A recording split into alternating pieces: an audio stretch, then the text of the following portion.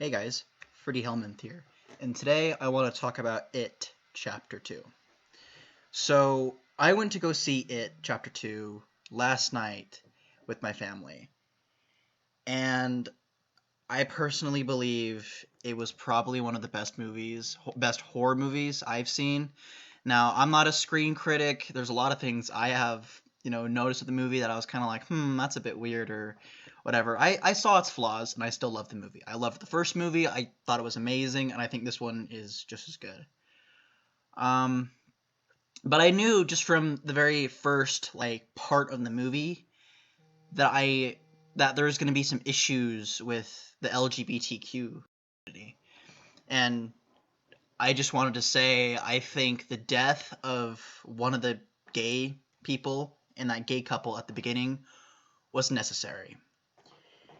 Because to establish that Pennywise is back and to get you emotionally invested in the story and to show you just how brutal he is, it's that was probably one of the best ways to emphasize that, and they wasted no time doing that. Because it's already established that Pennywise is brutal. He kills children, and he taunts them, and he seasons them with fear so they taste better. He's not a very pleasant being to be around. I understand that, but he's one of my favorite villains, and he establishes himself so well, and he gets you emotionally invested in the movie so well at the beginning of the movie. So at the beginning of the movie, there's this gay couple, and they're at this fair or something. And at first, I thought they were one of the characters from the last movie, just grown up, and that's not true. Um, they're just a random gay couple, but they're hanging out. One of them wins something. They give a little prize to a little girl, and one of them drinking a smoothie or something, and then they kiss and they start walking away. And some punk kid comes up and he's like, "That's not funny" or whatever, and he slaps the drink out of his hand. So he obviously has an issue with gay people and gay couples and all that stuff. And well, they kind of just rub it off, I guess. They kind of walk off, but one of the gay guys, the sassy one, says some sort of, insult, and then they walk off. Well, as soon as they get outside of the festival, they're on this bridge. It's dark. There's no lights. No one's around. The festival is a good ways behind them, so no one can hear anything. And that little street gang comes up. That guy, that little buddy, and all his friends come up, and they just beat the ever-living shit out of that gay couple. And the moment this happened, I was already emotionally invested in the story. The moment this happened. And I'm not LGBTQ. I don't really advocate for LGBTQ rights. And I think a lot of the stuff they say or do just causes more problems than it does solutions.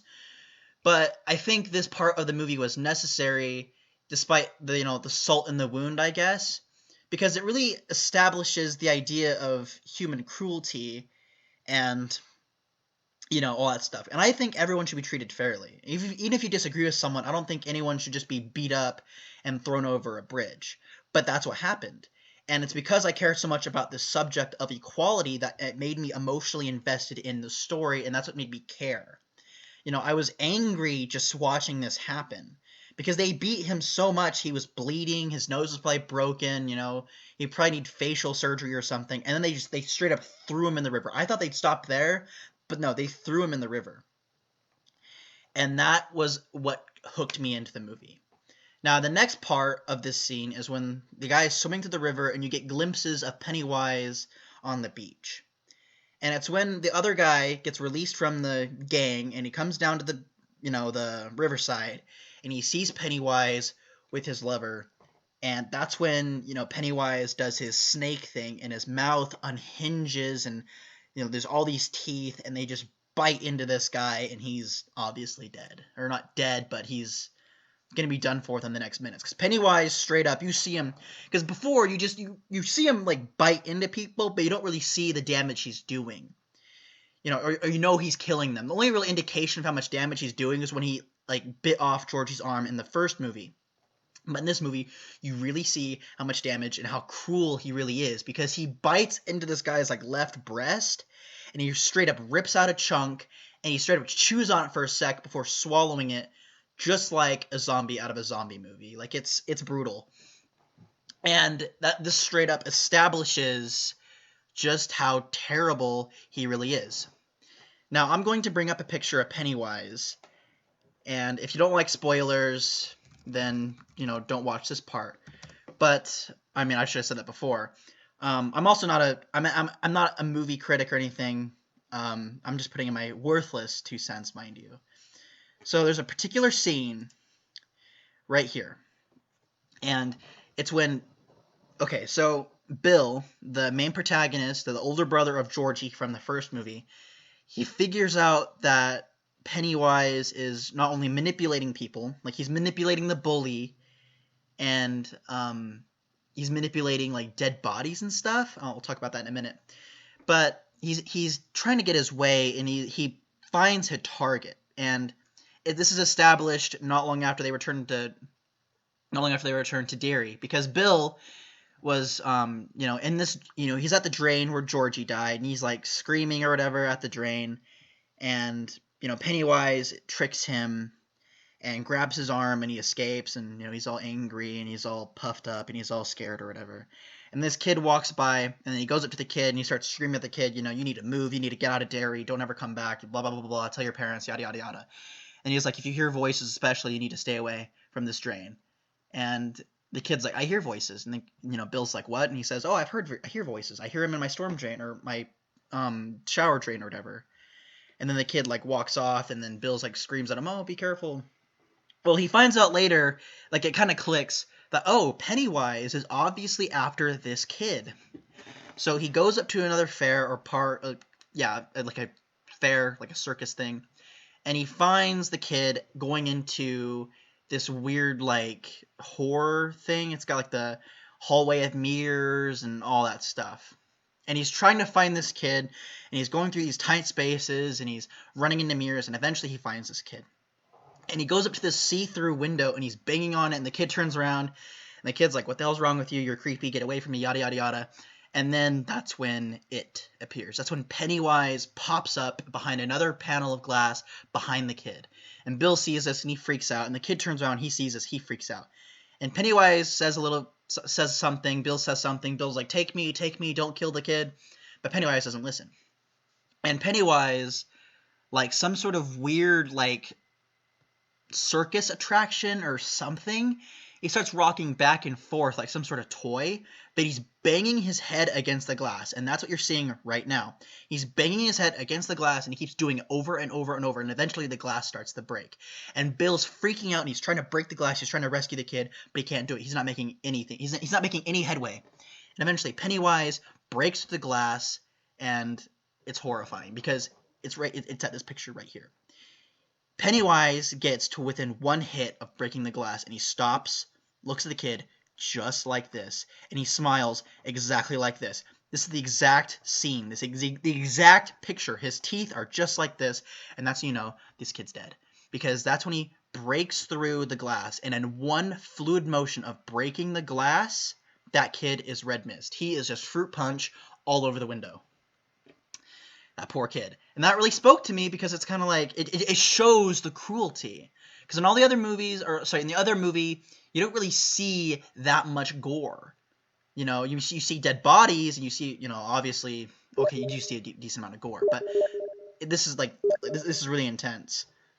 And he also mauls a little girl under the bleachers. He tricks her. And, yeah, it's bad.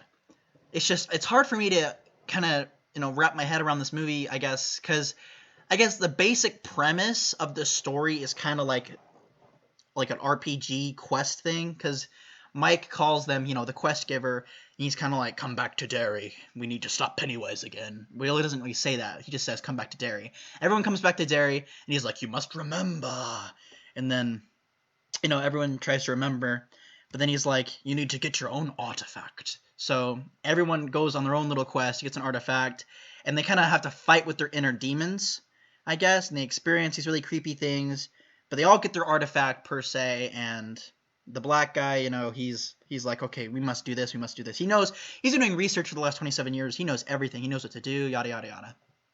So I'm going to fast forward to the end of the movie.